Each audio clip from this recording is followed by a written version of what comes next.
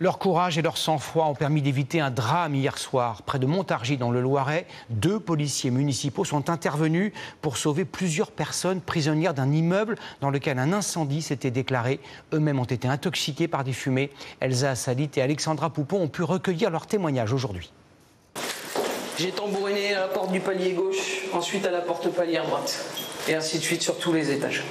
Par chance, ces 2 agents municipaux patrouillaient dans une rue juste à côté. À 20h hier soir, ils remarquent une épaisse fumée noire. Un feu s'est déclaré dans la cave de cet immeuble de 4 étages. Bonjour, on passe voir comment vous allez. Ils décident en urgence de l'évacuer. On fait aller. Au premier étage, ce retraité de 69 ans, reconnaissant. Oui, c'est grâce à eux qu'on frappait et tout, je me demandais ce que c'était. Parce que la porte fermée, je vous jure, on n'a rien senti du tout. Merci beaucoup. Un peu plus haut, une famille de 4 personnes, dont une enfant de 2 ans. L'appartement est en fumée.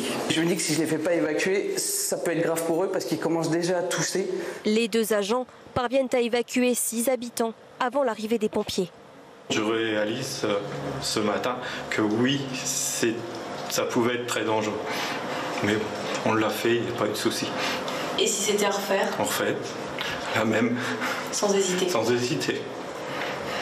L'incendie est rapidement maîtrisé, mais 9 personnes sont transportées à l'hôpital, dont 3 en urgence absolue, la fillette de 2 ans et les 2 policiers, intoxiqués par les fumées.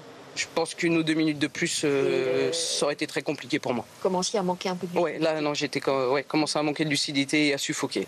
Voilà, pour le moment, vous ressentez aucune séquelle? Non, pas du tout, non, pas du tout. Cet élu de la commune tient à les remercier. Grâce à eux et à leur courage, on a évité le pire. Le sinistre aurait été beaucoup plus grave et les victimes également plus nombreuses.